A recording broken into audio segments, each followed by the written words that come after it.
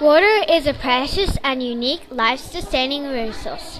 Although pure water is essential to living things, less than 1% of the water on Earth is accessible and usable for humans.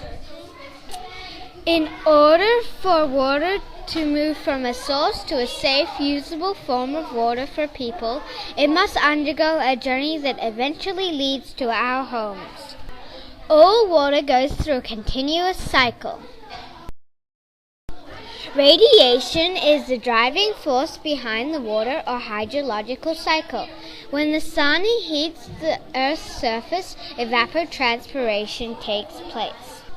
This progress of water heating up and becoming a gas is known as water vapor. Vapor is released through transportation in plants and evaporation from collections of water. Once water vapor, it will ascend to the air where it will begin to cool and condense.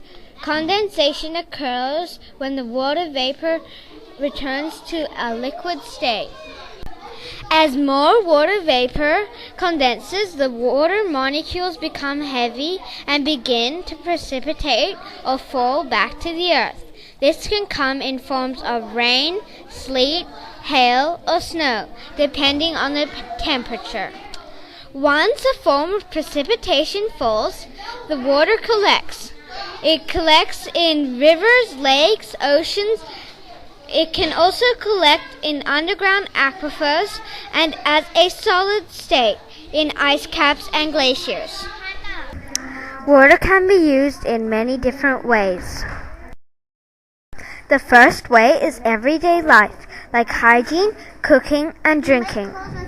The second way is product. We use water to cool machines and to make concrete, plastic, and steel. The third way is farming. We use water to grow crops and feed animals. The last way is fun. We use water to have fun, like water gardens, water parks, and swimming pools. Water can be polluted by many different things.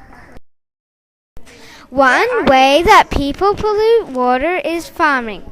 When the farmers spray fertilizer on the plants, the rain washes the fertilizer off. Then the fertilizer travels through the soil. Once the fertilizer gets to the aquifer runs into the rivers. Another way that water is polluted is factories. When the factories use water to cool machines, the water gets polluted. The water often gets dumped back into the lake. This is bad because after the water is used to cool machines, the water gathers chemicals or can get hot. Both of these things kill fish.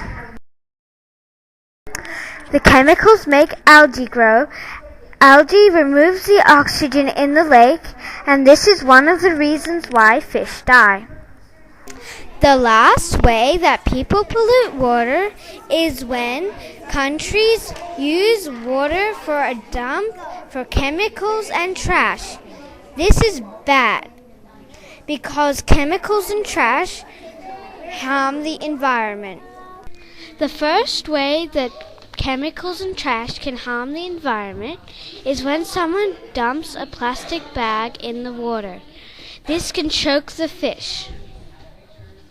The second way is when someone dumps chemicals in the water. These chemicals can poison the fish, and when the fish predator comes along and eats the dead fish, the predator gets poisoned too. The world needs to conserve and protect water more. One way to conserve water is to turn off the tap when you're cleaning your teeth. The second way to conserve water is to take a 5-minute shower. You can also conserve water by using used water for plants. Here are a few ways to protect water. The first way to protect water is to make a law that fines people who dump trash in lakes and rivers. Another way to protect water is to make factories buy filters to clean their dirty water. We can all protect and conserve water for the better, 'cause we need it to live.